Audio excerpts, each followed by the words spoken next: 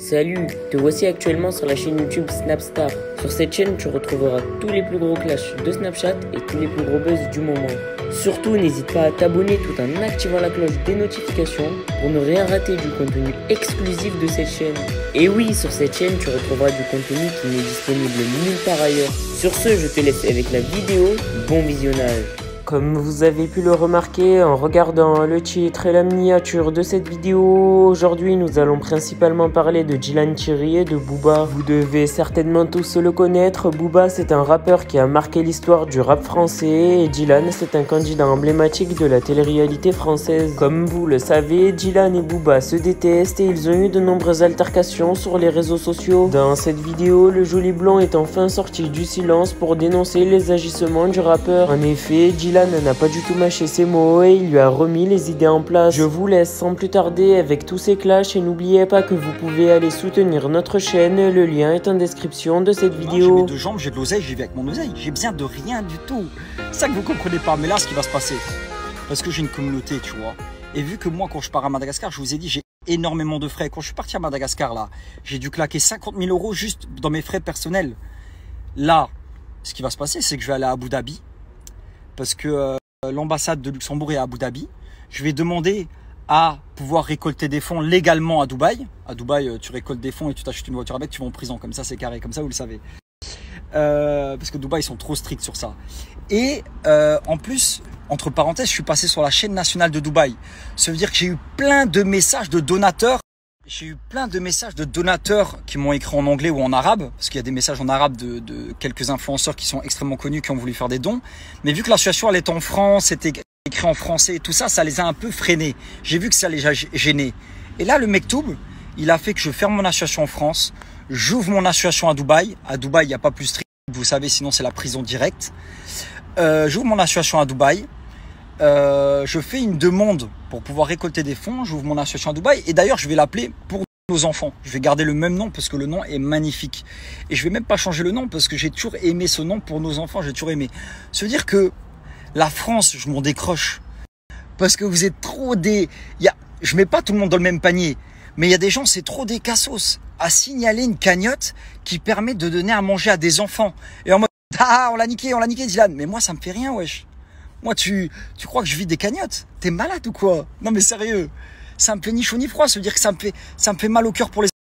Comme je vous l'ai dit tout à l'heure, quand vous faites une cagnotte comme ça, qu'il y a de l'argent dessus, moi, vous m'enlevez pas le pain de ma bouche, je m'en fous. Moi, personnellement, ça me fait ni chaud ni froid. Ça me fait juste mal au cœur pour les enfants, parce que c'est de l'argent que j'utilise pour des enfants. Tu vois ce que je veux dire? Mais voilà, c'est comme ça, vous avez la petite anecdote. L'association en France fermée, la France, non merci. Il y a trop avec Booba, avec toutes les polémiques, avec tous les gens. Hier, on a rigolé parce que la trésorière, elle m'a marqué. Ils ont identifié, je sais pas, par exemple, hein, ils n'ont pas identifié la police, mais Police France, le CRSA, le machin. Et la trésorière, elle m'a dit, il manquait plus qu'ils identifient le FBI. Tellement c'est des cassos, wesh. Mais tu vois, en fait, quand il y a tout ce bruit et tout ça, derrière, il n'y a rien. Parce que si ce que vous dites est vrai, frérot, ça ferait longtemps que je serais en prison. T'as vu, moi je vais en France, je reviens, normal, il n'y a rien, tu vois. Mais c'est comme ça, les gens ils aiment bien les bad buzz, ils aiment bien critiquer, mais malheureusement, ils critiquent de leur canapé. Tu vois, à la limite, ils critiquaient à Madagascar. Tu vois, dans des pays, ils critiquent et en même temps ils aident des enfants. Non, les mecs ils critiquent sur leur canapé un mec qui est 3 mois à Madagascar. 3 mois les amis, je vous le dis, hein, j'ai souffert, c'était dur de pas pouvoir me laver comme il faut, pas d'eau chaude, mal manger, je mangeais des bonbons, des boîtes de thon, des sardines, des boissons énergétiques, des bonbons, des chips. Sans parler de la tristesse que j'ai vue sur le terrain, des enfants malades, des enfants blessés, ouverts, des enfants qui ont faim tous les jours. C'était dur de voir des mamies dormir par terre et tout ça, c'était dur. Mais on l'a fait, nous. On l'a fait jusqu'au bout, proprement. Ça veut dire que c'est pour ça que je suis heureux au fond de moi. Parce que je sais ce que j'ai accompli. Et c'est pour ça que même là, je vais ouvrir mon association à Abu Dhabi. Enfin, à Dubaï. Je vais garder le même nom et je vais garder la même vice-présidente et la même trésorière. L'avocate, elle n'a pas supporté parce que voilà, c'est quelqu'un qui nous a écrit par mail et qui c'était pas une amie, mais c'est quelqu'un aujourd'hui qui est devenu une amie et on est là pour elle et on l'aime et on remerciera jamais assez pour tout ce qu'elle a fait. Mais la vice-présidente et la trésorière, c'est des amis. Ça veut dire que elles, ça bouge pas. Elles-mêmes, elles se font insulter, tout ça. Jamais elles vont me lâcher parce que elles savent, leur business est touché, leur enfant, leur mari, leur nom de famille est touché. Elles restent avec moi. Mais elles restent pas avec moi, Dylan Thierry. Elles restent avec moi et les enfants parce qu'elles m'aident. Tu sais, quand je reçois 1500 mails par jour, elles répondent aux mails, elles sont là. C'est grâce à elles aussi que j'ai des donations. Parce qu'elles répondent, parce qu'elles montrent, parce qu'elles sont là à faire tout le off. Tout le off qu'il y a derrière, toute la paperasse, tous les papiers. Même, moi je savais pas, Abu Dhabi, l'ambassade au Luxembourg, il fallait faire une demande pour l'association, tout ça. C'est elles qui ont appelé, c'est elles qui ont tout fait. Et elles me lâchent pas. Parce qu'en fait, quand elles me lâchent pas, mais surtout, elles lâchent pas les enfants du monde. Tu vois ce que je veux dire? Ça veut dire que c'est mes sœurs, ça bougera pas. Même vous les menacez avec le couteau, elles bougeront pas. Parce que elles savent. Tu vois ce que je veux dire? Voilà, c'est tout ce que je voulais vous dire. Plus d'association en France, plus rien à voir avec la France. On a voulu faire les choses proprement. Malheureusement, les gens, ils signalent des choses pour rien. Ils insultent, ils essaient de faire des trucs. C'est pas grave. Nous, ça nous empêchera pas de faire du bien, tu vois. Comme je l'ai dit, rien nous empêchera de faire du bien. Tu vois, même je perds un bras, j'irai faire du bien avec un autre bras. Tu vois ce que je veux dire?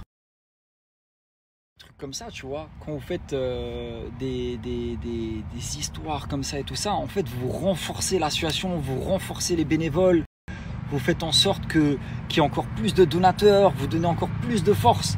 C'est-à-dire que les haters, quand ils font du sale comme ça, en fait, ils me donnent encore plus de force. Du coup, moi, je vais pouvoir avoir l'association à Dubaï, je vais pouvoir avoir des donateurs de Dubaï qui ont beaucoup d'argent. C'est-à-dire que prochain voyage humanitaire, je ne vais pas partir avec 100 000 euros. Prochain voyage humanitaire, je vais partir à 300, 400 000 euros. Et je sais que ça vous fait chier.